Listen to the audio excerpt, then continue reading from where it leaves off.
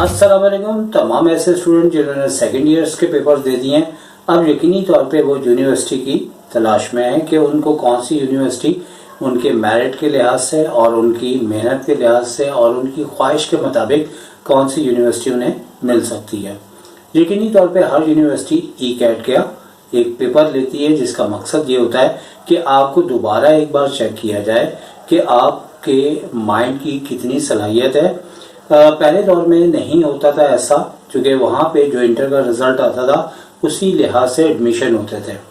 लेकिन अब कहा जाए तो इंटर बोर्ड वालों को खुद अपनी परसेंटेज जो दी जाती हैं उन पे खुद भी भरोसा नहीं है। 50,000 तकरीबन फीस देनी पड़ती है ई कैट की, और या तो बंदा पूरा साल पढ़े तो चलो ठीक है, लेकिन अगर 2 महीने के अंदर आप 50,000 ई कैट की फीस दे रहे हैं तो यकीनी तौर पे ये आपके लिए बहुत ही ज़्यादा एक मुश्किल मरहला होगा इस दौर के अंदर। लेकिन अब सिलसिला ये होता है कि आपके हर टेस्ट के अंदर मैथ्स तो लाजमी होता है, और इस सिलसिले में सबसे पहले मेरे एक्सपीरियंस से ये बात याद रखें कि तमाम वो स्टूडेंट जो कि हाल ही में पढ़ के गए उन्हें सेकेंड ईयर का तो काफ़ी ज़्यादा याद होगा, लेकिन फर्स्ट ईयर अच्छा खासा भूल जाते हैं। इस सिलसिले में जो 40 MCQs जो कि ई कैट के लिहाज से भी बनाए गए हैं, अगर आप उन्हें अच्छी तरह से देख लेंगे तो मैं आपको गारंटी देता हूं कि आपकी पूरी की पूरी याददाश्त वापस आ जाएगी। और याद रहे कि ई कैट के अंदर होता क्या है। ई कैट में एक्चुअल ये होता है कि जो चीज़ें आप लोगों को इंटर के पेपर में मैथ्स में कम दी जाती हैं वही ज़्यादातर ई कैट के अंदर पूछी जाती हैं। लेकिन ऐसा नहीं कि सिर्फ जो नहीं पढ़ी होती वही पूछे, बल्कि 50% आपको जो पूछा जाता है इंटर के लिहाज से, अगर आप इंटर के लिहाज से अपनी MCQs को स्ट्रॉन्ग करें तो मेरे ख्याल से अगर 20 MCQs आती है तो बआसानी आप 12-13 MCQs कर सकते हैं। इसी सिलसिले में ई कैट का अब जैसे कि सिलसिला स्टार्ट है, और इस सिलसिले में मेरे चैनल पर ऑलरेडी बहुत सी वीडियो बन चुकी हैं। लेकिन सबसे पहले मेरी ये एडवाइस होगी कि आज जो कि मैं आपको वीडियो लाजमी देखिएगा, उससे आपका पूरी एक याददाश्त वापस आ जाएगी। वो फर्स्ट ईयर की भी आ जाएगी और सेकंड ईयर भी की आ जाएगी। पार्ट 1 जो है हम आपको सेकंड ईयर के लिहाज से बताएंगे, और पार्ट 2 जो है हम फर्स्ट ईयर के लिहाज से बताएंगे। और ये आप ये कह सकते हैं कि ये बिगनर आपका प्रोसेस है, क्योंकि जब आपका कॉन्सेप्ट बनेगा तो फिर ही। और याद रहे कि ये MCQs बता थोड़ी रहे, समझा रहे, बड़े तरीके से समझा रहे हैं। बहुत ज़्यादा मेहनत है आप लोगों के लिए। तो अब सिलसिला हम स्टार्ट करते हैं। तो पहले सेकंड ईयर को डिस्कस करेंगे, तो चलें फिर। और ऐसी ट्रिक जिसमें आपको बिल्कुल आसानी से आंसर आ सके, तो जितने पहले पॉइंट है वो उतने ही खास हैं। तो स्टार्ट करते हैं फिर। सबसे पहला पॉइंट है आपके सामने जिसमें लिखा हुआ है if circle x² + y² + 2gx + 2fy + c = 0। ये एक सर्किल की इक्वेशन है, और अक्सर पेपर में पूछा जाता है कि आप इसका सेंटर बताएं या फिर इसका रेडियस बताएं। तो तमाम स्टूडेंट याद रखें कि इसका सेंटर निकालने का क्या तरीकाकार है। आप सबसे पहले सर्किल की इक्वेशन को याद करें। ये जनरल इक्वेशन है, और कभी कभार ये भी पूछा जा सकता है कि ये इक्वेशन का नाम क्या है। तो ये जनरल इक्वेशन है, और G और F का जिक्र आता है। G से याद रखें ये जनरल इक्वेशन है, और यहाँ पे सेंटर और रेडियस पूछा जाता है। याद रखें कि जैसे ही हम सेंटर लिखेंगे तो हमें सिर्फ और सिर्फ ये बात और ये ट्रिक याद रखनी है कि x के साथ जो भी हमारे पास नंबर लिखा हुआ है, यानी कि G लिखा हुआ है, और y के साथ F लिखा हुआ है, तो हमें सेंटर लिखते वक्त करना यूं है कि 2 और x को छोड़ने के बाद G जो भी लिखा है इसकी साइन बदल के लिख देंगे -G, और इसी तरह 2 और y को छोड़ के f को सिर्फ और सिर्फ देखना है और इसकी साइन चेंज करके -f लिख देंगे। तो इस तरीके से सर्किल का सेंटर आ जाएगा। अब सेकंड पॉइंट इसका ये है कि रेडियस पूछा जा रहा है। तो रेडियस के लिए याद रखें कि हमारे पास एक फॉर्मूला होता है, जो कि अगर आपको ये जनरल इक्वेशन दी हुई है जो कि इसकी ओरिजिनल फॉर्म है, तो इस सूरत में सिर्फ और सिर्फ रेडियस का जनरल इक्वेशन से रिलेटेड आपको फॉर्मूला याद रखना पड़ेगा, जिसमें G² + F² - C। तो इस वीडियो के लिए मैंने स्पेशली आपके 10 ईयर को स्टडी किया, और ये पॉइंट बहुत ज़्यादा आया। अब बिल्कुल इसी तरह का पॉइंट हमने एक और लिया, जिसे हमने 1 के बाद 2 नहीं बल्कि 1a बोला, चूंकि वही बात है, लेकिन सिर्फ फर्क यह है कि यहाँ पे अब g और f नहीं लिखा बल्कि नंबर्स लिखे, तो उसकी समझ आपको समझा दी। और अब इसकी समझ इस तरह से समझाएंगे कि एक्स स्क्वायर वाई स्क्वायर के साथ जो x के साथ अगर यहाँ पे भी आपसे सेंटर पूछा जा रहा है, रेडियस पूछा जा रहा है, वही तरीका कार है, लेकिन अब चूंकि यहाँ पे g की जगह 8 नंबर दिया है, तो आपने फौरी तौर पे इसको 2 से डिवाइड करके साइन बदल देनी है। यानी कि यहाँ पे क्या है, प्लस का 8, 2 से डिवाइड करेंगे तो 4 हो जाएगा, और साइन चेंज करेंगे तो माइनस का 4 हो जाएगा। इसी तरह आपने y के साथ वाले नंबर को साइन के साथ देखना है कि -10 लिखा है, तो आपने इसको 2 से डिवाइड करना है जो कि -5 आएगा, और -5 के बाद उसकी साइन को पलट देना है, यानी कि चेंज कर देना है। तो इस तरीके से ये इसका सेंटर आ जाएगा। अब चूंकि अगर इसी से रेडियस पूछा जाए, तो अब यहाँ पे रेडियस का फॉर्मूला तो वही आपने याद रखना है, लेकिन अब चूंकि यहाँ पे लिखा हुआ है g का square plus f square minus c, तो पहले तो ओरिजिनल इसकी जनरल कंडीशन दी हुई थी जिसमें g और f डायरेक्ट आ गया, लेकिन अब अगर हमें सेंटर निकालना आ गया है तो यही हमारा g और यही हमारा f है। तो इस फॉर्मूले को देखते हुए हमने g की जगह वैसे तो +4 रखना चाहिए, लेकिन अगर हम -4 भी रख दें और स्क्वायर उसे प्लस कर देगा। इसी तरह हमने जो है f स्क्वायर की जगह 5 का स्क्वायर करना है, और माइनस हमारे पास c आता है, और माइनस c जो है वो बेसिकली जो कांस्टेंट वैल्यू होती है, जैसे कि यहाँ 33 लिखा हुआ है, तो हम यहाँ पे 33 यहाँ पे ये नंबर लिख देंगे। और इसके बाद हमें फर्दर इसमें ये करना है कि हमें इसे सॉल्व करेंगे तो ये प्लस का 16 और ये प्लस का 25 हो जाएगा, और यहाँ पे माइनस के 33 लिखा हुआ है, और इन दोनों को ऐड करने के बाद हमारे पास क्या नंबर आना चाहिए, यहाँ पे 41 नंबर आ रहा है, क्योंकि इन दोनों को ऐड करेंगे और 33 इसमें से जैसे ही लेस करेंगे तो हमारे पास अंडर रूट आपके पास 8 आ जाएगा, जो कि फर्दर अगर आगे चलाए तो इसका 2 और अंडर रूट 2 इसका आंसर आता है। पॉइंट नंबर 2 आ चुका है, और इधर यहाँ पे ये पूछा गया है the length of the tangent from the point 1,2 to the circle. Circle की इक्वेशन दी है और एक पॉइंट दिया हुआ है, और हमसे कहा जा रहा है कि हमें बताना है कि टेंजेंट की लेंथ हमारे पास कितनी बड़ी होगी। तो याद रखें कि एक्चुअली इसकी अगर हम फिगर बनाएं तो हमारे पास ये सर्किल है, और सर्किल के किसी भी पॉइंट से एक लाइन टच करते हुए जाती है। तो यहाँ पे अब सिलसिला ये होगा कि यहाँ से सर्किल लाइन और सर्किल टच हो रहे हैं, और कहीं पे भी इसका पॉइंट हो सकता है पीछे की जानिब या आगे की जानिब। अब 1,2 अगर इसका ये पॉइंट है तो टेंजेंट की लेंथ जो है वो यहाँ से यहाँ तक है, और ये उन बच्चों के लिए जो थोड़ा सीखना चाहते हैं, लेकिन जो डायरेक्ट करना चाहते हैं वो अब बात सुने कि अगर इस तरह की एमसीक्यूज आए, आपको एक पॉइंट दिया हो, सर्किल की इक्वेशन दी जाए और उसकी लेंथ पूछें या उसका डिस्टेंस पूछें, तो याद रखें कि उसकी जब लेंथ आप निकालेंगे तो आपने क्या करना है, आपने सिंपल जो भी सर्किल की इक्वेशन होगी उसे रूट के अंदर लेना है, जैसे कि x square plus y square और माइनस का 2 है, और जो आपको पॉइंट दिया है एक्स और वाई का, जो कि यहाँ पे 1 और 2 दे रहे हैं, तो x की जगह 1 और y की जगह 2 रख देना है। और एमसीक्यू से अगर थोड़ा सा फास्ट करें तो अच्छा है, जैसे 1 का स्क्वायर 1 ही होगा, और 2 का स्क्वायर यानी कि y की जगह रखेंगे तो 4 हो जाएगा, और -2 हमने यहाँ पे करना है। और इस तरीके से याद रखें कि 5 में से 2 लेस करेंगे तो हमारे पास इसका जो लेंथ है वो √3 यूनिट हमारी लेंथ आ जाएगी। इसके बाद नंबर 3 के ऊपर बात करते हैं। तो नंबर 3 के अंदर हमें ये बताना है कि सर्किल की इक्वेशन है वो ओरिजिन से पास हो रही है।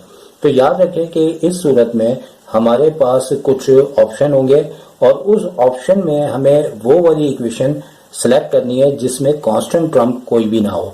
जैसे फॉर एग्जांपल अगर मैं यहाँ पे लिख रहा हूँ x square plus y square plus 2x plus का 3y इक्वल्स टू 0, तो याद देखिए कि एक्स स्क्वायर है, वाई स्क्वायर है, 2x है, 3y, लेकिन कोई भी कांस्टेंट टर्म नहीं है। तो इसका मतलब ये हुआ कि ये सर्किल जो है ये ओरिजिन से गुजरता है। तो वो बच्चे जो सीखना चाहें ओरिजिन क्या होता है, तो याद रखें कि x और y एक्सिस का जो इंटरसेक्ट पॉइंट होता है वो ओरिजिन है। अब फर्स्ट करें अगर सर्किल इस ओरिजिन से गुजर रहा हो तो इस सूरत में हमारे पास कोई भी कांस्टेंट वैल्यू नहीं होती, क्योंकि अगर हम सर्किल के ऊपर कोई भी पॉइंट होता है वो रखने के बाद वो तमाम स्टूडेंट जो इसको सीखना चाहते हैं तो ओरिजिन का पॉइंट एक्स भी 0 वाई का भी 0 होता है। अगर ये पॉइंट हम रखें तो हमारे पास जो जनरल इक्वेशन होती है उसमें सी की वैल्यू 0 आ जाती है। इसी वजह से कांस्टेंट अगर नहीं होता तो वो लाइन अंडरस्टूड ओरिजिन से गुजर रही है, और याद रखें इसको। नंबर 4 है, और ये तमाम बातें आपने याद रखनी है। इसमें कहा जा रहा है the centre of the circle on x axis has dash. याद रखें कि अगर किसी भी सर्किल का centre on the x axis हो तो इस सूरत में हमारे पास y की इक्वेशन नहीं होगी, y की टर्म नहीं होगी, और ये हमें याद रखना है। अगर मैं अपनी तरफ से कुछ मतलब एक आध ऑप्शन लिख के बताऊं तो जैसे x square plus y square और प्लस 8x और उसके बाद प्लस का 3, तो यहाँ पे आप ये देख सकते हैं कि y यानी कि सारा खेल इसमें यह है कि अगर x और y के ऊपर बात है, अगर तो हमारे पास x की 1 पावर के साथ टर्म मौजूद है तो इसका मतलब है कि इस सर्किल का सेंटर जो है वो आपका x एक्सिस के ऊपर है। और इसी तरह अगर सर्किल का सेंटर आपका y एक्सिस यानी कि x की जगह y एक्सिस के ऊपर हो जाए तो इस सूरत में आपने क्या आंसर लिखना है कि नो टर्म इन y, यानी कि नो टर्म, आपकी कोई भी टर्म इसमें आपकी नहीं होगी किसकी, x की। इसी तरह से अगर उसका ऑप्शन में लिख के दूं तो क्या बनेगा, जैसे एक्स स्क्वायर तो लाजमी होगा, वाई स्क्वायर भी होगा, लेकिन यहाँ पे आपके x के बजाय मैं 8y लिख देता हूँ। और याद रहे कि कोई भी नंबर हो सकता है, इससे कोई प्रॉब्लम नहीं है। तो ये दोनों पॉइंट हमने कवर कर दिए। इसके बाद हम नंबर 5 पॉइंट पे आते हैं। तो नंबर 5 में लिखा है the centre of the circle at the origin has dash.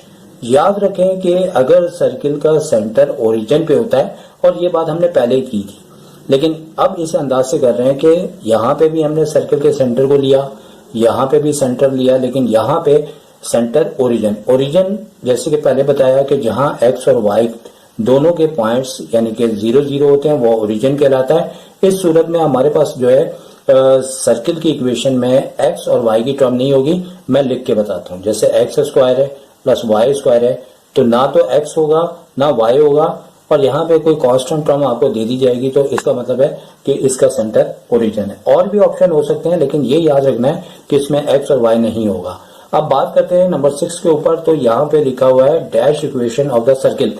ये बात सबसे पहले होनी चाहिए थी, लेकिन चूंकि 7 चैप्टर के जितने अहम पॉइंट है अब वो इख्तिताम पजीर है। लेकिन यहाँ पे याद रखें कि चूंकि 6 के बाद 7 पे हम चैप्टर 8 पैराबोला, एलिप्स और हाइपरबोला पे आ जाएंगे।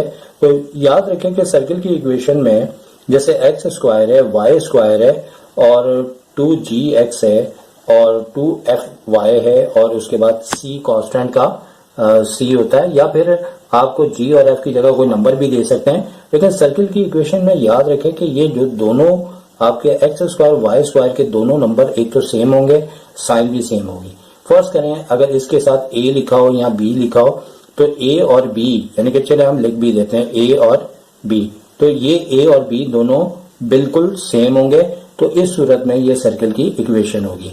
अब इसके बाद 7 पॉइंट से हम आ जाएंगे अपना चैप्टर नंबर 8 यानी कि पैराबोला के ऊपर आ जाएंगे, और पैराबोला चैप्टर नंबर 8 है। तो यहाँ पे भी पूछा गया है कि इक्वेशन ऑफ द एलिप्स। तो चूंकि ये चैप्टर पैराबोला, एलिप्स और हाइपरबोला का है, तो याद रखें कि इक्वेशन ऑफ द एलिप्स की क्या पहचान है कि देखें यहाँ पे अगर एक्स स्क्वायर है तो यहाँ पे कोई नंबर डिफरेंट होगा और वाई स्क्वायर के साथ कोई नंबर आपका डिफरेंट होगा, यानी कि कुछ भी मैं लिख दूं, लेकिन कॉन्सेप्ट के लिहाज से ये याद रखना है कि इन दोनों के जो है वो नंबर जो है वो डिफरेंट होंगे। और इस तरह से करके हमें कोई कांस्टेंट भी नंबर दिया जा सकता है, समझाने के लिहाज से लिख रहा हूं मैं। लेकिन यहाँ पे एक्स स्क्वायर और वाई स्क्वायर के जो भी कोफिशिएंट होंगे वो साइन तो सेम होंगे लेकिन नंबर डिफरेंट होंगे। लेकिन अगर इसी तरह मैं यहाँ पे इसको यूँ लिख लूँ कि ए एक्स स्क्वायर और प्लस बी वाई स्क्वायर और आगे जो है मैं 2x और 3y लिख देता हूँ, सिर्फ समझा रहा हूँ। हो सकता है कि लॉजिकली इसमें कोई आप टीचर देख रहा हो तो कोई गलती निकाल दे, लेकिन यहाँ मकसद सिर्फ यह है कि आपको पहचान बताई जाए, क्योंकि यहाँ पे मैं किसी बुक से देख के नहीं बल्कि अपने पॉइंट्स बनाए हुए हैं। तो अगर ए और बी आपस में यानी कि एक दूसरे से बड़े हों, यानी कि ए या तो बी से बड़ा हो या फिर बी जो है वो ए से बड़ा हो, लेकिन साइन इन दोनों की सेम होनी चाहिए। जैसे सर्किल है उसी तरह, यानी कि ये भी प्लस है तो ये भी प्लस होना चाहिए, अगर ये माइनस है तो ये भी माइनस होना चाहिए, लेकिन ये दोनों नंबर जैसे कि 2 और 7 है एक जैसे नहीं होंगे। अब फॉर एग्जाम्पल हाइपरबोला में आ जाते हैं, तो हाइपरबोला में क्या होता है कि अगर मैं ऊपर वाली इक्वेशन ही को कॉपी करूं तो मैं क्या करूंगा कि 2x² लिख रहा हूं तो यहाँ पे मैं 7y² लिखूंगा, और आगे चलो कोई इश्यू नहीं है कि मैं यहाँ पे प्लस 2x लिख रहा हूँ, माइनस 3y लिख देता हूँ, प्लस का 6 लिख देता हूँ। तो याद रखें कि हाइपरबोला की इक्वेशन में क्या है कि x² y² के जो नंबर हैं वो बराबर तो हो सकते हैं और नहीं भी हो सकते हैं, लेकिन क्या है कि इसकी साइन डिफरेंट होगी, अगर एक प्लस है तो दूसरा माइनस होगा। लिहाजा कहने का मतलब है कि इसमें सर्किल वाली भी क्वालिटी है, इसमें एलिप्स वाली भी क्वालिटी है, लेकिन इसकी अपनी जो क्वालिटी है वो ये है कि दोनों की सेम साइन नहीं होती। जैसे ये अगर प्लस का 2 है तो ये माइनस का है, लेकिन इसके अंदर ये दोनों नंबर सेम भी हो सकते हैं, डिफरेंट भी हो सकते हैं, लेकिन एक प्लस होगा तो दूसरा माइनस होगा। तो इसके बाद अब आगे चलते हैं, तो अब बात कर लेते हैं पैराबोला। पैराबोला में एक वाजे इसकी पहचान होती है कि अगर तो x का स्क्वायर हो रहा है तो y का जो है वो स्क्वायर नहीं होगा, और x² के साथ x का 1 पावर वाला भी नंबर मौजूद हो सकेगा, और कोई भी कांस्टेंट भी दिया जा सकता है। लेकिन यहाँ पे इसकी पहचान ये है कि थोड़ी सी मिस्टेक में कर गया, यहाँ पे y की पावर 1 आएगी, ठीक है। तो x का स्क्वायर है तो y की पावर 1 आएगी और x² के साथ -2x आ जाएगा, ठीक है। या फिर आपके पास इस तरह से होगा कि आपके पास x के ऊपर स्क्वायर नहीं आएगा, y के ऊपर स्क्वायर आएगा, और उसके बाद 5 या कोई भी नंबर लिख लें और y की पावर यहाँ पे 1 और प्लस का या कोई भी नंबर इसमें एडजस्ट हो जाता है 5 होगा। यानी कि क्या लिखा जा रहा है, x का स्क्वायर है तो y की पावर 1 है, ठीक है ना, ये गलती से मैंने लिख दी थी। और यहाँ फिर x की पावर 1 है तो y का स्क्वायर है, यानी x और y दोनों के ऊपर स्क्वायर नहीं आ सकता। अगर स्क्वायर होगा तो यहाँ तो वो सर्किल होगा, या फिर वो आपके पास एलिप्स होगा, यहाँ हाइपरबोला होगा, या फिर नंबर 10 के ऊपर आते हैं जो कि चैप्टर नंबर 3 से ताल्लुक है, लेकिन यहाँ पे इसके साथ इसको रखना पड़ेगा, क्योंकि यहाँ पे एक हमारे पास इक्वेशन होती है जो कि ज्वाइंटली होती है, यहाँ उसे इक्वेशन को represent of pair of a line through the origin. वो 2 लाइंस होती हैं जो ओरिजिन से गुजरती हैं, लेकिन उसके अंदर एक खास पहचान होती है उसकी इक्वेशन को कैच करने की। जैसे यहाँ पे अगर फर्ज करें 4x² हो रहा है तो यहाँ पे अगर आपके पास 9y² है और इक्वल्स टू 0 है, तो सेंटर में जो है ये इन दोनों की यानी कि आपके x और y की हाफ ऑफ पावर बीच में आपको मल्टीप्लाई होते हुए लाजमी नजर आएगी, और इसकी यही पहचान है। लेकिन ना तो ये सर्किल है, ना ये आपका हाइपरबोला है, ना ये एलिप्स है, ना ये पैराबोला है, ये जितने भी बोले हैं ये नहीं है, ठीक है ना। ये आपकी ज्वाइंटली इक्वेशन है जो कि represent by 2 straight line intersect at the origin. कि इफ ई जो लिखा है ये सेंट्रिसिटी कहलाता है। सिर्फ याद ये रखना है आपने कि सेंट्रिसिटी हमारे पास कोनिक कहलाती हैं, और हमारे पास अगर एसेंट्रिसिटी 1 के इक्वल हो, यानी कि नोट कर लें कि एसेंट्रिसिटी अगर आपकी 1 के इक्वल हो तो इस सूरत में ये आपके पास कोनिक जो है ये आपके पास पैराबोला कहलाता है। तो ये याद रखने वाली बातें हैं। और इसी तरह अगर एसेंट्रिसिटी आपकी ग्रेटर देन 1 हो तो इस सूरत में आपका ये हाइपरबोला कहलाता है। और कुछ चीजें ऐसी होती हैं जो कि समझने वाली होती हैं और कुछ ऐसी होती है जिन्हें याद रखना होता है। और इसी तरह एसेंट्रिसिटी अगर लेस देन 1 हो तो इस सूरत में ये एलिप्स कहलाता है। और ये जैसे ही आप याद रखेंगे तो जो आपसे पूछा जाएगा उसके मुताबिक आंसर दे देंगे। और बाज़ औक़ात एसेंट्रिसिटी 1 दे के पूछते हैं ये कौन सा कोनिक है तो पैराबोला लिखेंगे। अगर वो कहते हैं एसेंट्रिसिटी 1 से ग्रेटर देन है हाइपरबोला, लेस देन 1 है तो एलिप्स। यहाँ पे अगर वैल्यूज की सूरत में देते हैं तो 3/2 हमें पता है कि 1 से बड़ा होता है, तो इस सूरत में ये जो कोनिक है आपका ये हाइपरबोला कहलाएगा। और जिस तरह के मैंने पीछे आपको बता दिया है हाइपरबोला कहलाएगा ये, ठीक है। और इसी तरह अगर एसेंट्रिसिटी 1 से कम आ रही है, जैसे 1/3 ऊपर का न्यूमिनेटर अगर डिनोमिनेटर से छोटा है तो लाजमी तौर पे आपकी एसेंट्रिसिटी 1 से कम है, तो इस सूरत में ये आपके पास एलिप्स कहलाएगा। और याद रखना है बस आपने इस सूरत में, जैसे याद होगा तो आप लिख देंगे। और अगर एसेंट्रिसिटी 1 है तो जैसे कि मैं बता चुका हूं कि ये पैराबोला कहलाएगा। और ये सारी कोनिक हैं जो कि इसकी प्रॉपर्टीज होती है। अच्छा, अब बात करते हैं नंबर 2 पॉइंट्स पे, और ये तकरीबन आपका यकीनी तौर पे पेपर के अंदर दिया जा रहा है। इसमें बस आपने ये याद रखना है 12 के अंदर कि if b square equals to a square और एसेंट्रिसिटी का स्क्वायर -1 है, और ये जो कोनिक का रिलेशन दिया है ये हाइपरबोला का है। बिल्कुल इसी तरह से एक रिलेशन और भी है जो कि एलिप्स का है। अब आपने तरीकाकार इसकी ट्रिक ये बनानी है कि अगर यहाँ पे -1 आ रहा है तो ये हाइपरबोला है, और अगर यहाँ पे +1 हो जाता है तो एलिप्स है। फिर 13 के ऊपर आ जाते हैं तो 13 में आपसे कहा जा रहा है कि आपको वर्टेक्स बताना है पैराबोला का। याद रखें कि वर्टेक्स पैराबोला का बताने के लिए जो आपने करना है वो इस तरीके से करना है कि आपने वर्टेक्स के हमारे जो है वो पॉइंट होते हैं, ऑर्डर पेयर्स होते हैं, लेकिन किस तरीके से लेना होता है आप ये नोट करें। जैसे x हमेशा ऑर्डर पेयर में पहले आता है, y बाद में आता है, और जो वर्टेक्स होता है उसमें भी x पहले होता है, y बाद में होता है, और x के साथ जो भी लिखा हुआ है, जैसे यहाँ +2 लिखा है, ये बात मैंने सर्किल में भी आपसे डिस्कस की थी। जैसे ये +2 है तो आप इसे -2 कर दो, और इसी तरह जो है हमारे पास ये -2 लिखा हुआ है तो आप इसे +2 कर दो। यानी कि सर्किल में तो डिवाइड करते थे, लेकिन यहाँ कुछ भी नहीं करना, सिर्फ और सिर्फ करना है तो ये है कि इसकी जो भी साइन होगी वो चेंज करके लिख देंगे, और यहाँ -2 है तो आप +2 करके लिख देंगे। इसी तरह से इसी से रिलेटेड ये है कि पैराबोला में अक्सर लैटिस रेक्टम भी पूछा जाता है, और दो सूरतें हो सकती है कि अगर लैटिस रेक्टम पूछें तो लैटिस रेक्टम का जो फॉर्मूला होता है LR में शॉर्ट करके लिख रहा हूँ, तो इसका फॉर्मूला होता है आपका मॉड के अंदर 4A।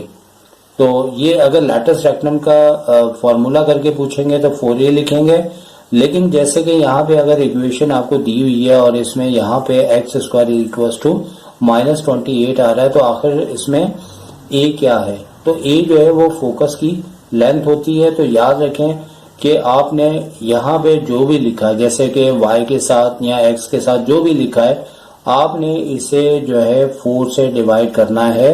और अगर मैं आपको एक आसान करके ये ट्रिक बता दूं तो ये भी हो सकता है कि 4A दर हकीकत होता ही आपके पास -28 है। तो चले आप इस तरीके से याद कर ले, ज्यादा आसान हो जाएगा, चूंकि हम आपको ट्रिक भी बताना चाह रहे हैं। तो अब चूंकि ए तो नहीं पूछा, अगर ए पूछा हो तो अलग बात है।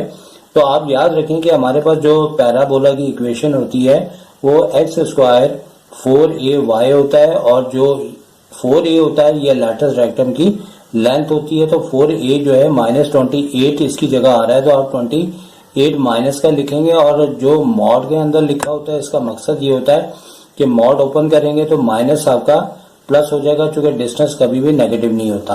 तो 14 पार्ट आपसे डिस्कस करते हैं, और याद रखें कि यहाँ पे अगर semi lattice rectum of an ellipse अगर पूछते हैं या फिर सेमी लैटिस रेक्टम हाइपरबोला पूछते हैं, इन दोनों सूरतों में हमारा फॉर्मूला एक ही होता है।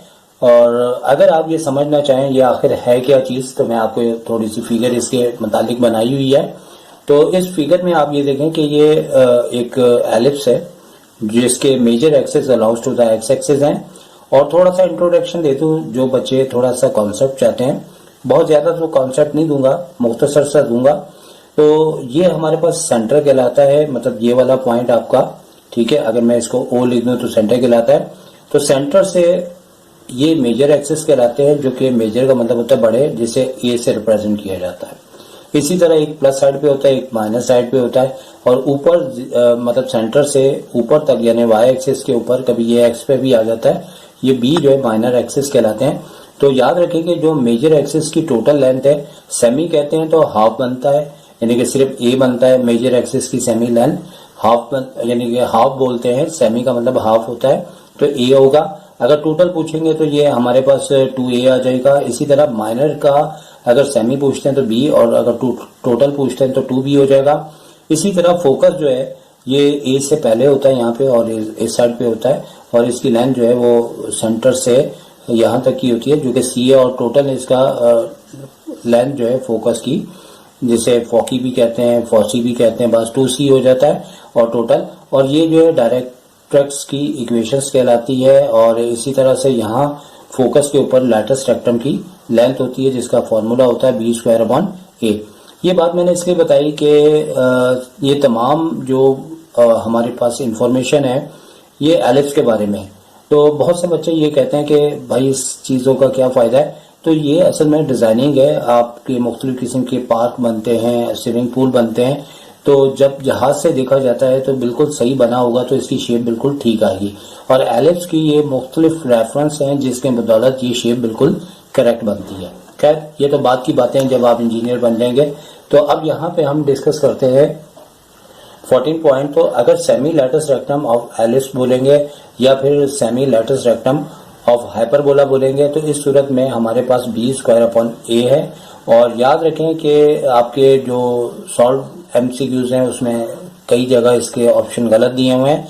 इसी तरह यहाँ पे सेमी अगर हटा दें तो अगर टोटल या एक तरह से अगर सेमी का लफ्ज नहीं आता, लैटिस रेक्टम ऑफ हाइपरबोला या एलिप्स बोलते हैं, चूंकि फॉर्मूला एक ही है, तो फिर यहाँ पे 2B²/A आ जाता है। तो एक्चुअली इसमें होता यह है कि ये डबल हो जाता है।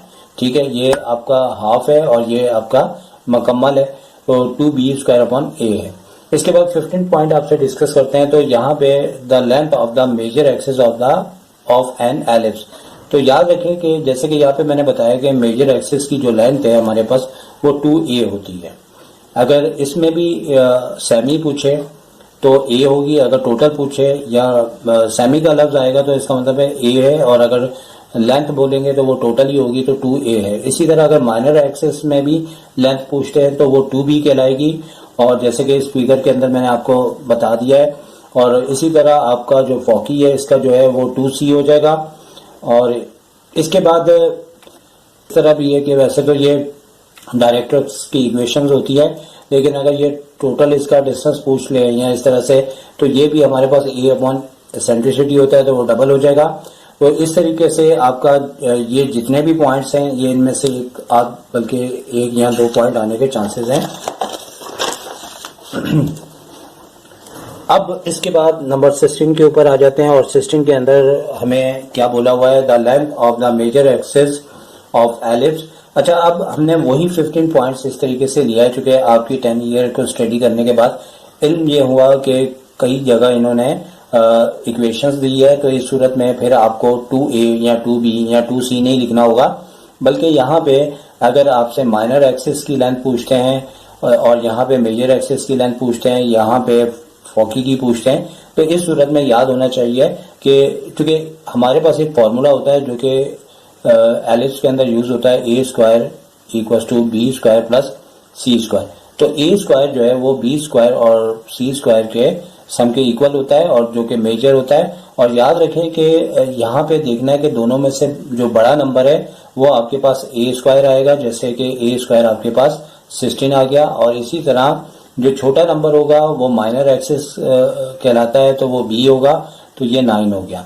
अब सवाल ये है कि अगर हम इसका स्क्वायर रूट लेते हैं तो हमारे पास A जो है वो प्लस माइनस के 4 आते हैं, लेकिन लेंथ चूंकि हमेशा पॉजिटिव होती है तो 4 आ जाएगा, B इसी तरह से 3 हो जाएगा। और अगर इस फॉर्मूले से हम C निकालना चाहेंगे, चूंकि यहाँ पे C भी पूछा है, तो A² में से B² को लेस करेंगे, यानी कि A² हमारे पास 16 है और इसी तरह B² हमारे पास जो है वो 9 है। और जैसे ही यहाँ पे इसमें से 9 को लेस करेंगे तो C² यानी कि रूट लेने के बाद यहाँ पे 7 है तो 7 का रूट आ जाएगा। अब इसके आंसर हम बता सकते हैं। तो अगर हमसे total length of the major axis पूछते हैं तो A हमारे पास 4 आ रहा है, और याद रखें कि अगर हम 2A के हिसाब से करें तो A हमारे पास 4 है, तो इस तरीके से हमारे पास इसका आंसर 8 आ जाएगा। और अब सारी सिचुएशन सामने आ चुकी है। माइनर है तो माइनर का B = 3 है, तो माइनर चूंकि जैसे मैंने बताया 2B होता है तो 2 को 3 से मल्टीप्लाई करेंगे तो इसका आंसर 6 आ जाएगा। फिर याद रखें कि अगर वो सेमी पूछ रहे हैं तो फिर इस सूरत में सिर्फ 3 आएगा, ठीक है। और फॉकी का पूछ रहे हैं तो हमने ये निकाल लिया है, तो टोटल अगर पूछा है तो इसका डबल कर देंगे, √7 का जो डबल है वो 2√7 हो जाएगा। इसके बाद 17 से वेक्टर स्टार्ट हो जाता है, और वेक्टर के अंदर कुछ ऐसे पॉइंट्स हैं जिसे आपने याद रखना है और जिनकी फिजिक्स अच्छी है वो हमसे ज़्यादा बेहतर इसको करना जानता है। अच्छा, तो जो कॉमन पॉइंट है जो एग्जाम में बार बार रिपीट होते हैं, आने के चांसेस हैं, वही आपकी खिदमत में पेश कर रहे हैं ताकि हर वो बच्चा जो मैथ्स में बहुत ज़्यादा वीक है वो इसको सीख सके। सारी बातें बताएंगे तो यकीनी तौर पे उसके लिए मुश्किल हो जाएगी, इसलिए इतना खाया जाए जो हम हजम भी कर सकें। तो यहाँ लिखा हुआ है the unit vector in the direction of, अब यहाँ पे r equals to i plus j plus k दिया है।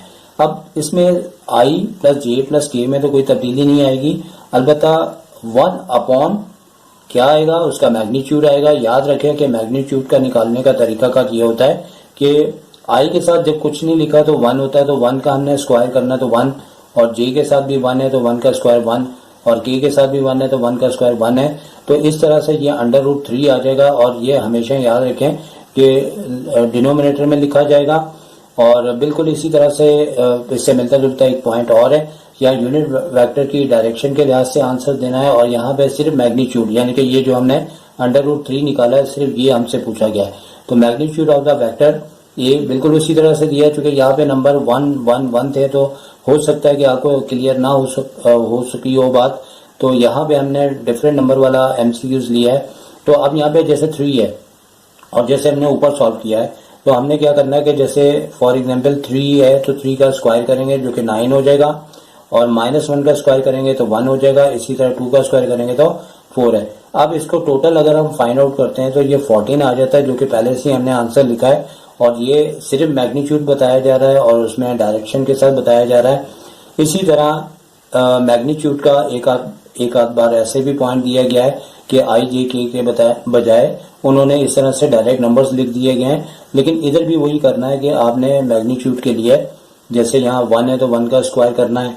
यहाँ पे मैं स्क्वायर करके बता देता हूँ, चूंकि यहाँ रूट के अंदर दिया है तो -√3 का स्क्वायर, इसी तरह -√5 का स्क्वायर करना है, और इसके ऊपर पूरा छत कर देंगे ऊपर, वरना अगर क्वेश्चन आए तो नंबर कट जाते हैं इस चीज़ों के, क्योंकि आप जिंदगी भर सोचते रहते हैं। 1 का स्क्वायर 1 ही होता है आजकल, चूंकि महंगाई तो बहुत हो चुकी है, लेकिन 1 का स्क्वायर अभी भी 1 ही आ रहा है।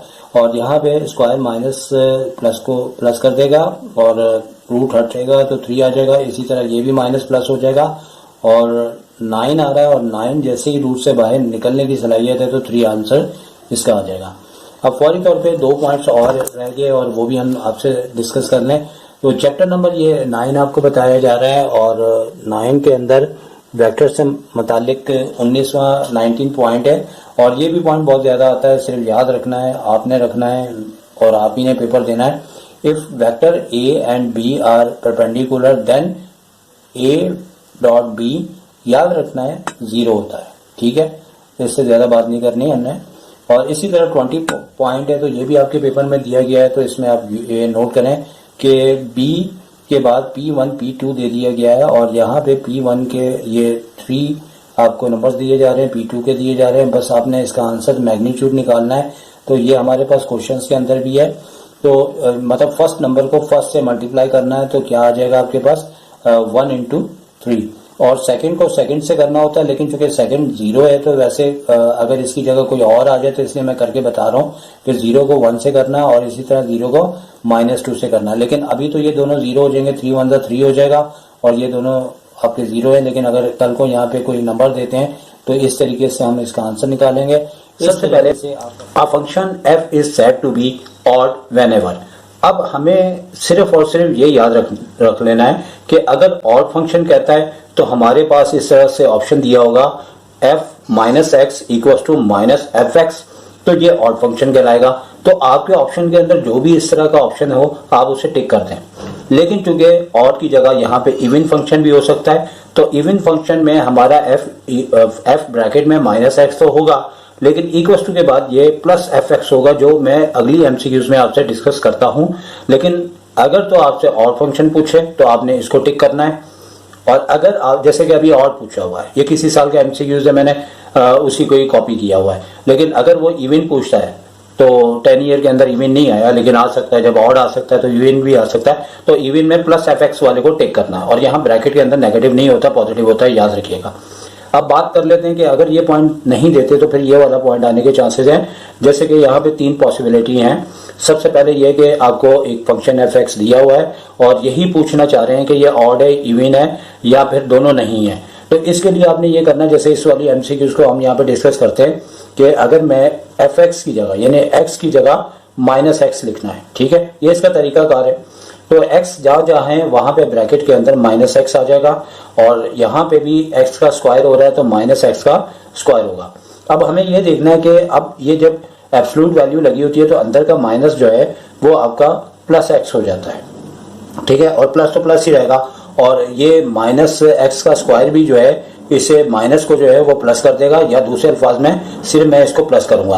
अब आपने ये देखना है कि x की जगह माइनस एक्स रखने के बाद अगर तो आपकी शक्ल सेम टू सेम वही आती है जो कि एफ एक्स वाली है, जैसे कि यहाँ पे अगर एफ एक्स आ रहा है प्लस के अंदर, अब जैसे यहाँ पे एफ एक्स जो फंक्शन था वो ये था और अभी भी इस फंक्शन में कोई तब्दीली नहीं आई, बिल्कुल सेम टू सेम वही आ रहा है। तो मैं यहाँ पे क्या लिखूंगा कि ये जो है प्लस ना भी लिखूं लेकिन समझाने के लिए लिख रहा हूँ प्लस एफ एक्स है। तो ये जो हमारे पास फंक्शन है ये इवन फंक्शन कहलाएगा और यहाँ पे भी हम लिख देते हैं कि ये इवन फंक्शन है। अब एक हमने और के लिहाज से लिया है। अब यहाँ पे f x equal to sine x लिखा हुआ है। साइन एक्स भी हो सकता है, कॉस एक्स भी हो सकता है, टेन एक्स भी हो सकता है, या साइन एक्स कॉस एक्स भी हो सकता है, लेकिन चूंकि सेम टू सेम आने के चांसेस तो बदल हो सकते हैं लेकिन नहीं भी हो सकते।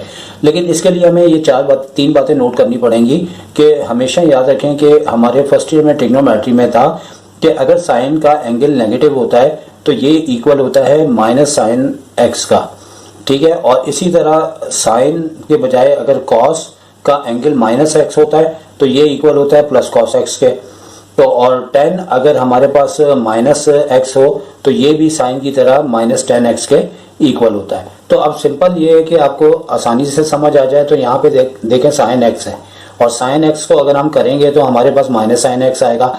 और अगर हम इसमें जैसे कि पहले था कि ऑड फंक्शन इवन फंक्शन, तो अब हम ये देख रहे हैं कि हमारा साइन एक्स और साइन एक्स में एक तब्दीली आई है कि यहाँ प्लस है और यहाँ पे माइनस है। तो माइनस लिखने के बाद हम यहाँ पे एफ एक्स लिखेंगे और ये चीज हमारी इससे मैच हुई है तो ये हमारे पास कौन सा फंक्शन कहलाएगा, ये हमारे पास ऑड फंक्शन कहलाएगा। एक हमने एग्जाम्पल दे दी ऑड की और एक हमने एग्जाम्पल दे दी इवन की।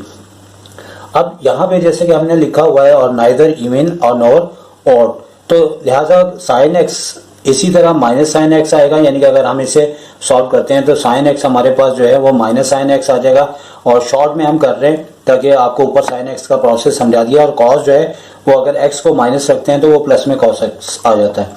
अब आप देखेंगे सेम टू सेम तो ये बिल्कुल मैच नहीं हो रहा है इससे, क्योंकि यहाँ साइन एक्स प्लस का या नेगेटिव आ रहा है, ये प्लस का है तो यहाँ पे भी प्लस का है। अगर मैं इसमें से नेगेटिव कॉमन ले लेता हूँ तो फिर भी मेरा मसला हल नहीं हो रहा, इसलिए कि ये प्लस का साइन एक्स हो जाएगा, ये माइनस का कॉस एक्स हो जाएगा। तो ना मैं इस तरह से सेम टू सेम आ रहा है ना कॉमन लेके आ रहा है। अगर कॉमन लेके आता तो फिर ऑड फंक्शन हो जाता, डायरेक्ट आता तो इवन है। तो इस सूरत में याद रखें कि इसका थर्ड ऑप्शन होता है नाइदर इवन नॉर ऑड, ठीक है। इस तरह यहाँ पे हमारे पास जो है एक गालिबन यहाँ पे मैं एफ लिखना भूल गया हूँ, तो यहाँ पे एफ के लिहाज से ये हमारे पास एक लिमिट्स कह लें या रेंज दी हुई है आपको कि -1 से लेके 5 के दरमियान है, और एफ एक्स आपने पता करना है यानी कि इसके लिहाज से, और आपको यहाँ पे एक्स की जगह उसकी वैल्यू दे रहे हैं 2। तो 2 बातों का ध्यान रख लीजिएगा कि जो वैल्यू दी जाए वो इसी -1 और 5 के दरमियान होनी चाहिए, जैसे कि 2 -5 और -1 और 5 के बीच में ही आ जाता है। अभी चंद दिन पहले कॉलेज का पेपर हुआ था तो वहाँ पर यही आ रहा था कि जो वैल्यूज इसमें रखी गई तो वो इससे आउट थी, यानी 5 के बाद थी या -1 से पहले थी, तो वो उसमें पॉसिबल ही नहीं थी उसकी वैल्यूज को निकालना। और सेकंड ये है कि अभी चूंकि x को 2 के इक्वल दिया हुआ है, यानी कि यहाँ x है तो 2 के इक्वल दिया है, तो बिल्कुल ठीक दिया हुआ है। और इसका आंसर भी मैंने लिखा हुआ है 4, तो 4 भी आप देखें कि इसी के अंदर आ रहा है। अगर इसके अंदर आ रहा है तो 4 आंसर होगा, अगर नहीं आ रहा तो फिर ये आंसर डज नॉट एग्जिस्ट करके लिख सकते हैं। x की जगह जो है उन्होंने कहा 2 रखो, और सिंपल सा है कि x की जगह 2 रखेंगे, स्क्वायर करेंगे तो हमारे पास ये 4 आ जाएगा। लेकिन अगर तो ये यानी f का जो आंसर है इसके बीच में नहीं आ रहा है तो डज नॉट एग्जिस्ट, और अगर आ रहा है तो लिखा जाएगा। और ये भी इसके पॉसिबल है कि अगर x इसके 5 के बाद या -1 से पहले तो फिर ये इम्पॉसिबल होगा, ठीक है। और ये वाला पॉइंट तो बहुत ज़्यादा आता है, थोड़ा थोड़ा सा मतलब फ़र्क करते हैं। और यहाँ पे लिमिट से इसका ताल्लुक है 23 है, और अगर हम x की जगह 4 रखें तो ये 0 होने से इनफाइनाइट हो जाता है, और इनफाइनाइट नहीं होना चाहिए। इसके लिए हमें करना यह है कि आपका x² माइनस 16 का फॉर्मूला अप्लाई करते हुए नीचे के ब्रैकेट को कैंसिल कर देने के बाद ये पॉसिबिलिटी होगी, जैसे x माइनस 4 फॉर्मूला अप्लाई करने के बाद x प्लस 4, और नीचे का जो आपके पास x माइनस 4 दिया हुआ है वो इससे कैंसिल हो जाएगा, और फिर जैसे ही हम इसमें x की जगह 4 अप्लाई करेंगे तो 4 प्लस 4 यानी कि 8 आपके पास इसका आंसर आ जाएगा। और इसी तरह से एक और दिया हुआ है जिसके अंदर साइन 4x दिया है। तो याद रखें हमारे पास एक फॉर्मूला होता है जिसमें लिमिट होती है x की, यानी कि अगर मैं इसको यहाँ पे करके लिख लूँ तो एक फॉर्मूला होता है जिसमें x की लिमिट 0 होती है, और साइन x अपॉन अगर x होता है यानी कि जो इसका एंगल हो वही नीचे हो तो इस सूरत में ये 1 होता है। अब यहाँ पे सिर्फ 4x है और यहाँ पे 4x है और यहाँ सिर्फ x है, तो यहाँ 4 हम मल्टीप्लाई भी कर देंगे और डिवाइड भी यहाँ पे कर देंगे, और इससे ये होगा कि ये साइन 4x अपॉन 4x इस फॉर्मूले के मुताबिक यानी कि 4 के बाद ये 1 हो जाएगा, और 1 को 4 से मल्टीप्लाई करेंगे तो 4 इसका आंसर हो जाएगा। इसी तरह 24 एक पॉइंट है जो कि फॉर्मूला भी कह सकते हैं, एक रिलेशन भी कह सकते हैं। तो इसे यहाँ तो बच्चे याद करके जाते हैं, यहाँ पे मैं आपको इसकी एक ट्रिक बताता हूँ कि ऊपर और नीचे दोनों जगह इसका डेरिवेटिव ले लें और डेरिवेटिव के बाद जो है आप इसका आंसर निकाल सकते हैं। जैसे फॉर एग्जांपल अगर मैं d अपॉन dx न्यूमिनेटर में भी अप्लाई कर दूं, x की पावर n माइनस का a की पावर n, और नीचे भी अप्लाई कर दूं तो d अपॉन dx और नीचे x आया x माइनस a। तो अब इसके बाद आप ये देखें कि अगर इसका डेरिवेटिव में अप्लाई करूंगा तो यहाँ x की पावर n आ जाएगी और x में की पावर में से a पावर लेस हो जाएगी, और a यहाँ पे कांस्टेंट होता है जो कि 0 होगा, और इसी तरह नीचे जो है वो dx करके कैंसिल हो जाएगा, और कांस्टेंट का डेरिवेटिव 0 होता है, लिहाजा इसका आंसर n ब्रैकेट में x n माइनस 1 आ गया। और तो अब चैप्टर नंबर 2 और 3 को कंबाइन हम डिस्कस करते हैं, और डेफिनेशंस से रिलेटेड लाजमी एक MCQs आती है और कभी कभार 2 भी आ सकती हैं। 25 पॉइंट में हमने काफ़ी सारे पॉइंट्स लिए हैं और इसमें से लाजमी एक आ जाएगा। सबसे पहले याद रखें कि ये तमाम डेफिनेशन है। Point of concurrency of medians of triangle is called dash. तो भाई मीडियंस सबसे पहले क्या होते हैं ये समझ लें। मीडियंस में क्या होता है कि ट्राइंगल के अंदर वर्टेक्स से अपोजिट साइड पे मिड पे कोई भी लेंथ जा रही होती है, और मिड से मुराद है कि अगर फर्ज करें ये 10 इस साइड की लेंथ 10 है तो यहाँ से 5 और यहाँ से 5 बिल्कुल इसके सेंटर में जा रही है। इसी तरह यहाँ पे अगर 6 है तो नीचे इधर भी 6 होगा। ठीक है, आप बात समझ चुके होंगे। तो ये मीडियंस कहलाते हैं। तो मीडियंस जहाँ तीनों पॉइंट आपस में एक दूसरे को कॉन्कुरेंट करते हैं, 2 पॉइंट लाइनें हो तो इंटरसेक्ट, 3 हो तो कॉन्कुरेंट है, तो वो कॉन्कुरेंसी पॉइंट आपका सेंट्रॉइड कहलाता है। ये क्लास 10 के अंदर भी बहुत पॉइंट पूछा जाता है। और इसके बाद इसी से मिलता जुलता मीडियंस चूंकि वर्टेक्स से अपोजिट साइड पे मिड पे टच होते हैं, और यहाँ पे आ रहा है कि एल्टीट्यूड के हवाले से वही बात है कि point of concurrency of altitudes of a triangle is called dash. तो ऑर्थो सेंटर इसका आंसर है, और क्लास 10 और सेकेंड ईयर में बहुत ज़्यादा ये नज़रअंदाज किया जाता है। सेंट्रॉइड को बहुत ज़्यादा पूछा जाता है, लेकिन ऑर्थो सेंटर भी बिल्कुल उसी तरह है। इसमें फ़र्क ये होता है कि ये वर्टेक्स से निकलता है और ट्राइंगल के अपोजिट साइड पे 90 डिग्री बनाता है, और ये एल्टीट्यूड कहलाते हैं। और एल्टीट्यूड का जो कॉन्करेंसी पॉइंट है यानी कि तीनों जो आपके एल्टीट्यूड्स जहाँ पे एक दूसरे को इंटरसेक्ट करते हैं वो पॉइंट यानी कि जो ये वाला पॉइंट है इसे ऑर्थो सेंटर कहते हैं। जैसे ये पॉइंट सेंट्रॉइड कहलाता है जहाँ तीनों कॉन्करेंसी लाइन ने एक दूसरे को इंटरसेक्ट करती हैं। और इसके बाद एक और point, the point of intersection of the internal bisector of the angle. याद रखें अगर एंगल्स की बात हो रही है और इंटरनल बाइसेक्टर की बात हो रही है तो इस सूरत में हमारे पास इन सेंटर होता है, क्योंकि इन सेंटर में क्या होता है कि सर्किल ट्राइंगल की तीनों साइडों से टच होता है, और यहाँ से वर्टेक्स से एक जो है इंटरनल बाइसेक्टर एंगल की एक लाइन जा रही होती है। जो एंगल अगर 60 डिग्री का है तो हाफ करते हुए एक लाइन जा रही होती है, और ये दोनों जहाँ पे इंटरनल बाइसेक्टर जो इंटरसेक्ट होते हैं वो वाला पॉइंट आपका इन सेंटर कहलाता है, सर्कम सेंटर का सॉरी ये यहाँ से काटना है। तो इन सर्किल का जो सेंटर कहलाता है वो इन सेंटर कहलाता है। तो इन सेंटर इसका आंसर आ जाएगा। तो एक और पॉइंट है, खतरे से निकल जाएंगे अगर ये चारों पॉइंट कर लेंगे। जैसे यहाँ एंगल का बाइसेक्टर था इसी तरह यहाँ पे साइड का बाइसेक्टर है। तो सर्किल बनता है जो ट्राइंगल के वर्टिसेस के ऊपर से गुजरता है, और ये आपका राइट बाइसेक्टर भी होता है, और दूसरा ये कि बाइसेक्टर यहाँ पे साइड का बोला हुआ है, यानी कि बाइसेक्टर का मतलब है साइड के सेंटर से गुजरता हुआ ये जाता है, और इस सूरत में ये इसका जो सेंटर होता है जहाँ ये तीनों पॉइंट मिलते हैं और एक सर्किल बनाया जाता है, उसे सर्कम सर्किल कहा जाता है, सॉरी सर्कम सेंटर कहा जाता है। चूंकि सर्कम सर्किल होता है तो उसके सेंटर को जाहिर सी बात है सर्कम सेंटर ही कहेंगे।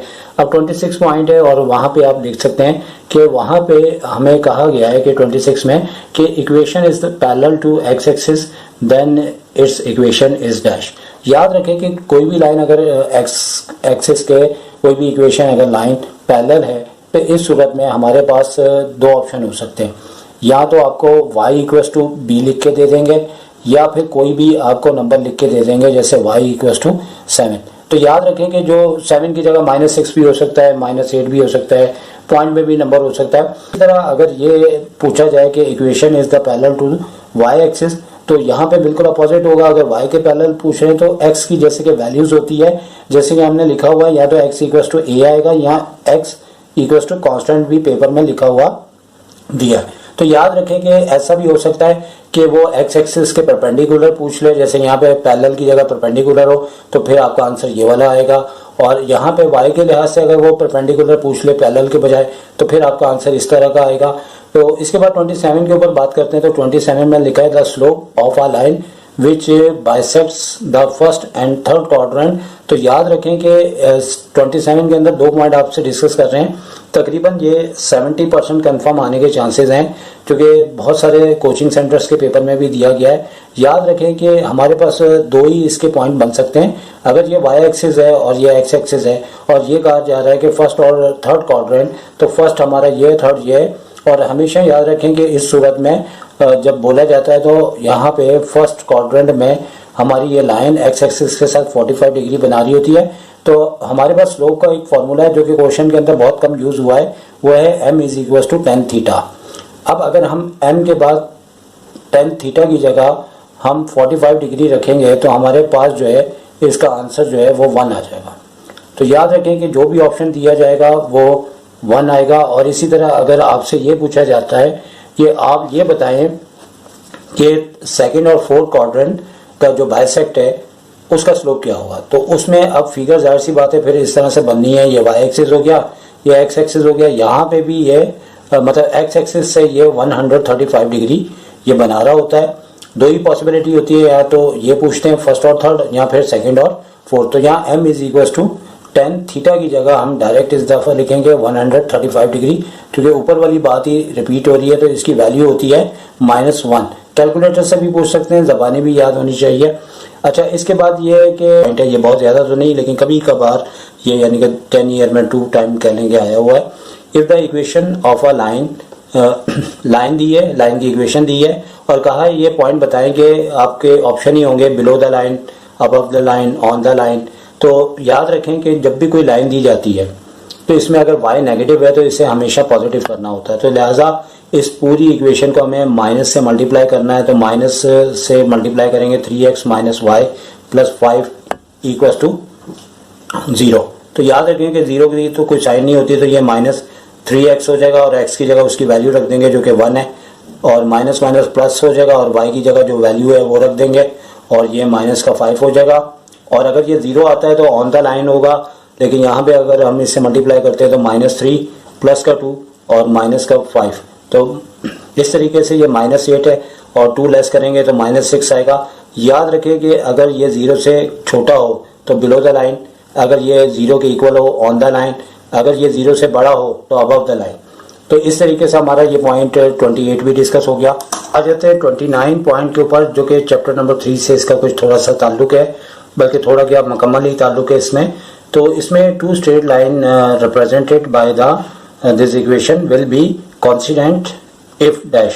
अब डैश के अंदर तो चूंकि मैं ऑप्शन नहीं लिखे, मैंने डायरेक्ट आंसर लिख दिया है, इसको मैं थोड़ा सा एक्सप्लेन कर दूंगा वो जो बच्चे सीखना चाह रहे हैं।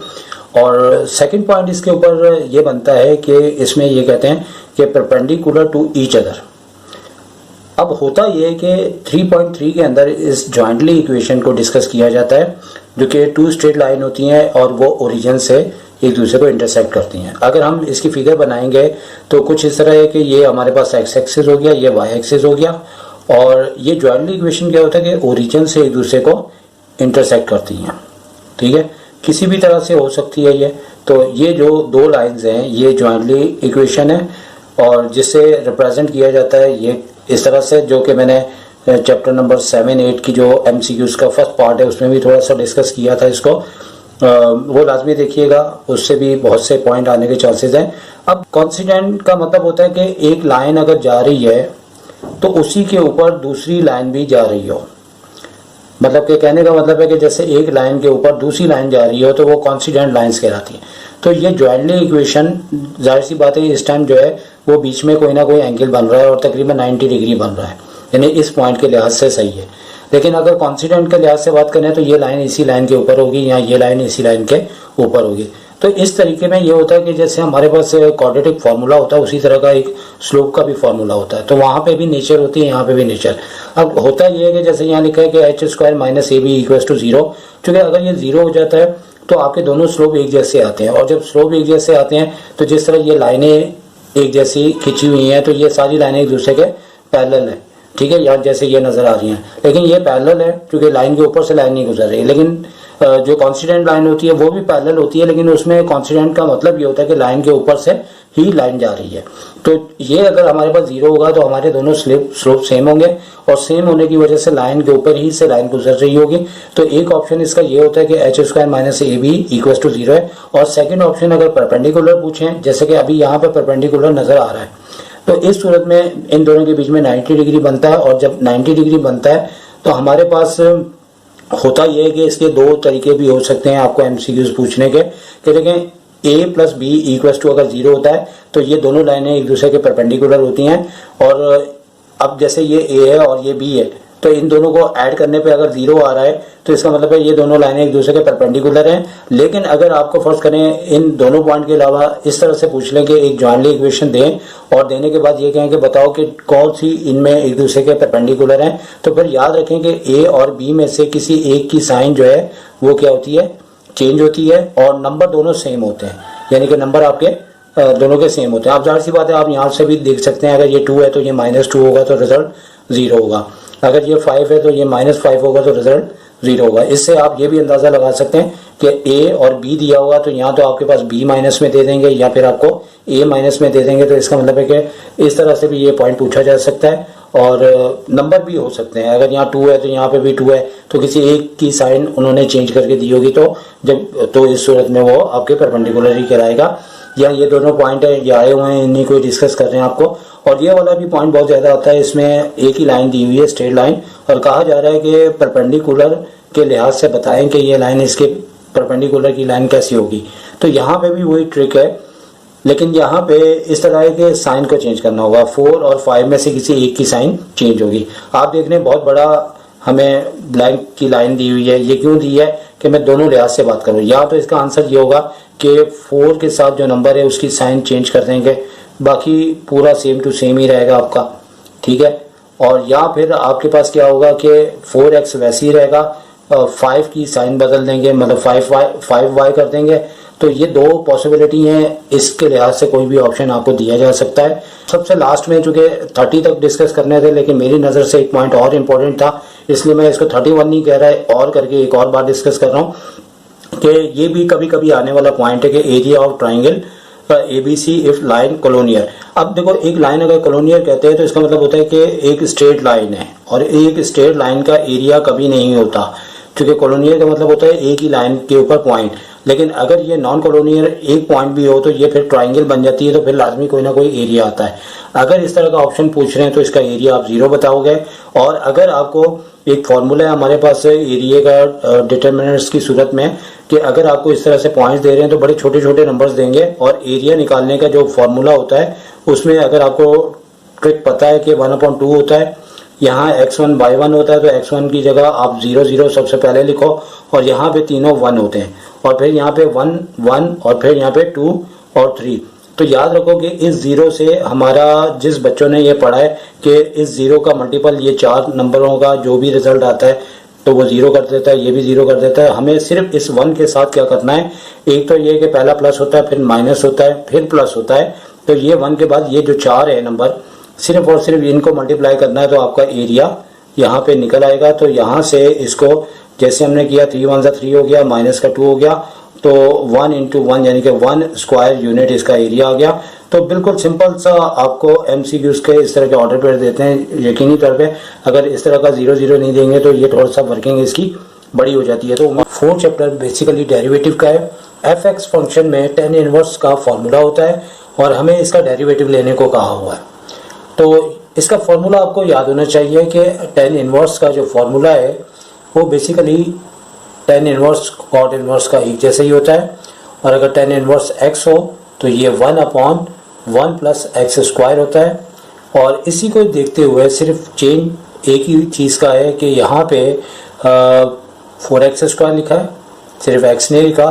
तो इसमें करना यूँ होगा कि जैसे हम यहाँ पे इसकी जगह फार्मूला अप्लाई करेंगे तो पहले तो फार्मूले फॉर्म में लेके आना है। 1 प्लस एक्स की जगह आपने 4x स्क्वायर लिख देना है और उसके बाद इसका अपना भी स्क्वायर एक्स का, और उसके बाद जो है 4x स्क्वायर का डेरिवेटिव लेना है।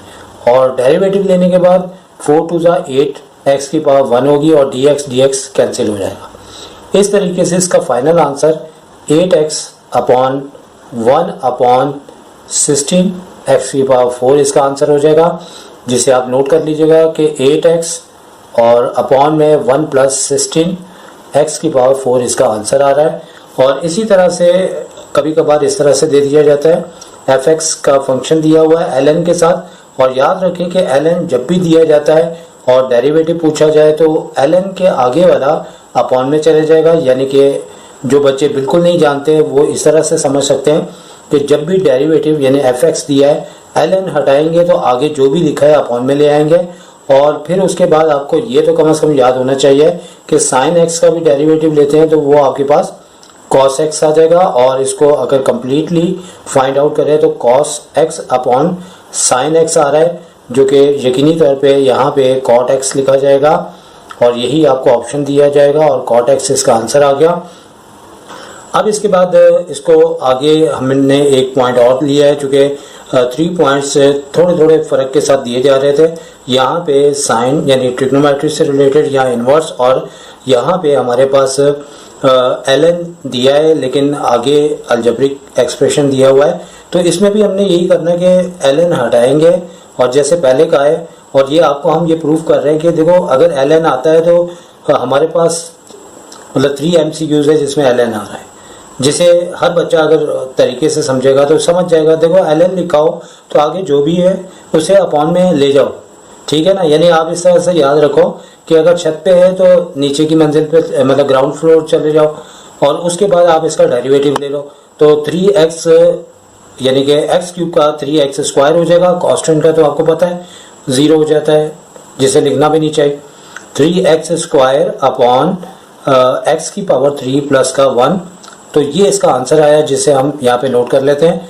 तो हर बार मैं पहला पॉइंट काफ़ी ज़्यादा इम्पोर्टेंट वाला सिलेक्ट करता हूँ और हर लिहाज से कवर करता हूँ ताकि आपको यहाँ से ही अंदाज़ा हो जाए कि काफ़ी पॉइंट्स यहाँ से आए। अब 32 कर दिया भाई, 31 में चूँकि काफ़ी पॉइंट हो गए थे तो इसे 32 कर दिया है। और ये भी ln का प्रोसेस दिया हुआ है और ln में जैसे ही हम डेरिवेटिव लेते हैं तो देखो यहाँ पे अगर क्वेश्चन आए तो f' लिखा जाता है, लेकिन यहाँ इसलिए नहीं लिख रहा कि हमें MCQs को जल्द से जल्द करना है। अब ln ख़त्म होगा तो क्या होगा, आपकी तरफ से आवाज़ आनी चाहिए लेकिन नहीं आ सकती, तो यहाँ एक्सपोनेंशियल की पावर 2x आएगी। लेकिन याद रखें कि एक्सपोनेंशियल का डेरिवेटिव जब लिया जाता है तो वही आ जाता है। अलबत्ता अगर ये सिर्फ x होता तो आपका क्वेश्चन कंप्लीट था या MCQs कंप्लीट था, लेकिन अगर इसकी पावर x की जगह 2x है तो 2x का डेरिवेटिव हम लेंगे तो 2 आएगा और इस तरह ये एक्सपोनेंशियल दोनों कट जाएंगे तो आपके पास 2 इसका आंसर आएगा। लेकिन एक बात यहाँ पे मैंने जैसे कि बताई है कि कभी कभार ऐसा होता है कि कोई वैल्यू दे देते हैं, जैसे x की वैल्यू 6 दे दी।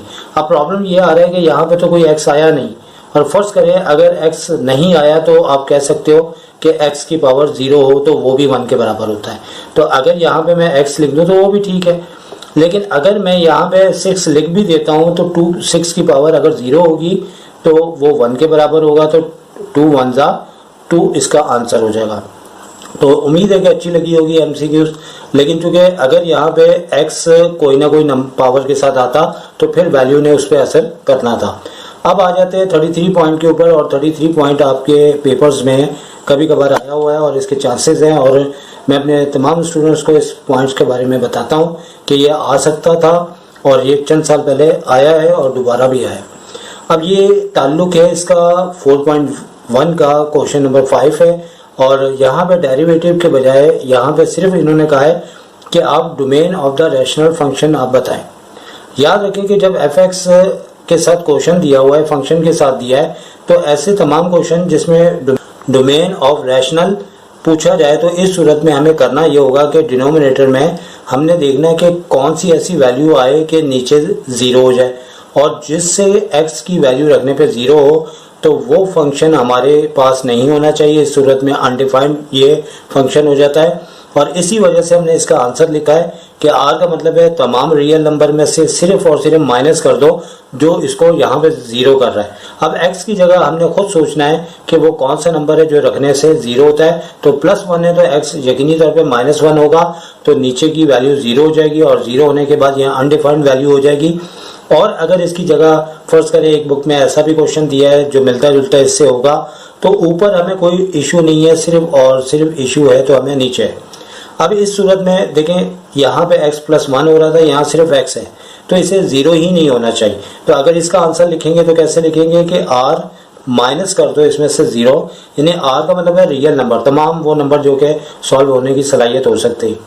मैथ्स के अंदर रियल कहने का मतलब होता है कि एक तरह से इंसान जिंदा है, यानी मैथ्स जिंदा है, ठीक है। रियल का मतलब है जिसका कोई ना कोई रिजल्ट आता है, और अगर रियल ना हो तो फिर आपका कॉम्प्लेक्स नंबर हो जाता है, इमेजिनरी नंबर हो जाता है, जो कि आगे चलता ही नहीं है। वो एक तरह से मैथ्स में बिल्कुल ऐसे होता है जैसे एक शख्स इंतकाल कर जाता है तो उससे कुछ भी कहा जाए लेकिन वो कुछ भी जवाब नहीं देगा आपको। अब आगे चलते हैं, और ये आपके 2 पॉइंट्स हैं 34 और 35। इंशाल्लाह उम्मीद है कि इसमें से एक पॉइंट आपका आ जाएगा। यहाँ पे कहा जा रहा है कि हमारे पास वो कौन सी कंडीशन है जिसमें f(x) हैव एक्सट्रीम वैल्यू निकाली जाती है। तो याद रखें 5.3 जिन बच्चों ने की है वो तमाम बच्चे जानते हैं कि एक्सट्रीम वैल्यूज को फाइंड आउट करने के लिए हम f'(x) = 0 रखते हैं। तो यकीनी तौर पे इस तरह के हमारे पास ऑप्शन होंगे, उसमें से f'(x) = 0 को हमें सेलेक्ट करना होगा। इसी तरह 35 भी इससे मिलता जुलता है लेकिन थोड़ा सा इसमें फ़र्क है, और यहाँ पे कहा जा रहा है a function f(x) is maximum at x = a if dash। याद रखें एक्सट्रीम वैल्यू निकालने के बाद हम डबल डेरिवेटिव लेते हैं, और डबल डेरिवेटिव में जब हम x की वैल्यू एक्सट्रीम वैल्यूज के बाद हम एक्सट्रीम पॉइंट निकालने के बाद निकालते हैं तो उस सूरत में हमें हमारे पास f'(x) को 0 से छोटा आना चाहिए। उस सूरत में ये मैक्सिमम वैल्यू होती है। याद रखें कि अभी तो इसका आंसर ये है, और वो बच्चे जो बिल्कुल ये चैप्टर नहीं पढ़े हुए तो बस ये आप याद रख लें कि अगर आपसे maximum at x = a value पूछे तो आपने ये वाले ऑप्शन को यानी f'(x) < 0 को करना, ठीक। लेकिन इन केस अगर मैक्सिमम की बजाय मिनिमम नोट कर लें, मिनिमम हो, तो उस सूरत में आपका फंक्शन ये नोट किया जाएगा, क्योंकि मिनिमम में वैल्यू 0 से बड़ी होती है और मैक्सिमम में 0 से छोटी होती है। अब ये पॉइंट है जो कि आप लिमिट से भी कह सकते हो, और रह गया था और पेपर में काफ़ी ज़्यादा आता है। अगर हम इसमें भी इसको शामिल कर लें तो कोई ऐसा इशू नहीं है, क्योंकि ये दोनों चैप्टर काफ़ी मिलते जुलते हैं। याद रखें कि इसकी मैंने ये एक फार्मूला भी आप कह सकते हैं कि x की अगर लिमिट 0 है तो आपके पास ये किसके इक्वल है। लेकिन एक आपको ट्रिक मैंने बताई थी कि अगर आप ऊपर और नीचे का डेरिवेटिव ले लो तो इससे क्या होगा कि आपको ये याद रखने की ज़रूरत नहीं होगी। तो ऊपर भी हमने डेरिवेटिव ले लेना है और नीचे भी ले लेना है, और नीचे तो dx/dx कैंसिल होकर 1 हो जाएगा, और ऊपर भी हमारे पास एक्सपोनेंशियल x के साथ आ जाएगा, लेकिन कांस्टेंट चूँकि 0 हो गया। लेकिन ये याद रहे कि इससे पहले भी ये पॉइंट मैंने आपसे डिस्कस किया था, लेकिन x की अगर लिमिट 0 है तो आखिर में हमने e की पावर x के बजाय 0 यानी एक्सपोनेंशियल अगर 0 होगा तो इसका आंसर 1 हो जाएगा। तो इसको लाजमी कर लीजिएगा। अब इसके बाद चैप्टर नंबर आपका वहाँ से 5 स्टार्ट हो चुका है, जो मैक्सिमम मिनिमम एक्सट्रीम वैल्यू, और ये भी आपका है, यानी कि चैप्टर नंबर 5 से ताल्लुक है, और मैंने जिक्र भी किया था। अब यहाँ पे 37 MCQs में ये हो रहा है कि s = ft then d²s/dt² is dash. तो भाई ये MCQs के बहुत अच्छे पॉइंट हैं, और इस तरह के पॉइंट आने भी चाहिए और आते भी हैं। याद रखें कि अगर हमें स्पीड दिया है तो अगर हम उसका 2 टाइम डेरिवेटिव लेंगे, जैसे कि डी के ऊपर स्क्वायर है, तो आप समझ जाएं कि 2 टाइम इसका डेरिवेटिव लिया है, तो इस सूरत में इसका जो है वो एक्सप्रेशन डेरिवेटिव से मालूम होता है। ठीक है, तो ये पॉइंट आपके पेपर में आ सकता है और इसका ताल्लुक जो है आपका समझ लें कि 5.1 से है। और अब चलते हैं आगे वाले क्वेश्चन की तरफ। तो यहाँ पे आप नोट कर लें 38 के अंदर 10 का जो है वो डेरिवेटिव हमें पता होना चाहिए। तो 10 का डेरिवेटिव सेक स्क्वायर होता है और हमने क्या करना है कि 10 की जो भी पावर होगी उसकी पावर में एक नंबर ऐड कर देंगे और यही डिनोमिनेटर में प्रोसेस करते हुए हमारे पास आंसर आ जाएगा 10 की पावर 3x/3। चूँकि गर्मी बहुत ज़्यादा है और पंखे के बगैर रिकॉर्डिंग हो रही है और काफ़ी ज़्यादा पसीने के कतरे यहाँ पे गिर चुके हैं, तो भाई इस सूरत में तो एक अच्छा सा लाइक और कमेंट होना चाहिए।